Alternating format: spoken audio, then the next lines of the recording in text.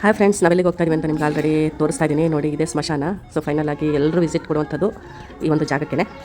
ನೋಡಿ, ಎಲ್ಲರೂ ಶಾಂತವಾಗಿ ಎಷ್ಟು ಚೆನ್ನಾಗಿ ಮಲಗಿದ್ದಾರೆ. ಯಾವುದೇ ಒಂದು ತೊಂದರೆ ಇಲ್ಲ, ಫೈನಾನ್ಷಿಯಲ್ ಪ್ರಾಬ್ಲಮ್ ಇಲ್ಲ, ಜಗಳಗಳಿಲ್ಲ, ಆರಾಮಾಗೆಲ್ಲ ನಿದ್ದೆ ಮಾಡ್ತಾ ಇದ್ದಾರೆ. ಬೆಳಗ್ಗೆ ಎದ್ದು ಸ್ನಾನ ಮಾಡಬೇಕು, ಅದು ನೋಡ್ಕೋಬೇಕು, ಇದು ನೋಡ್ಕೋಬೇಕು, ಊಟ ಮಾಡಬೇಕು, ಅಡುಗೆ ಮಾಡಬೇಕು, ಸಂಪಾದನೆ ಮಾಡಬೇಕು. ಯಪ್ಪ, ಯಾವ ಚಿಂತೆ ನಿಲ್ತಾನೆ ಆರಾಮ್ಸೆ ನಿದ್ದೆ ಮಾಡ್ತಾ ಇದ್ದಾರೆ. ನಾವಿಲ್ಲಿಗೆ ಬರ್ತೀವಿ ಅಂತ ಗೊತ್ತಿದೆ ಯಾಕೆ ನಾವು ಆ ಥರ ಜಗಳಗಳು ಮಾಡ್ತೀವಿ? ಪಯ ಅಂತ ಸಾಯ್ತಾ ಇರ್ತೀವಿ ಬಿಡ್ಕೊಂಡು.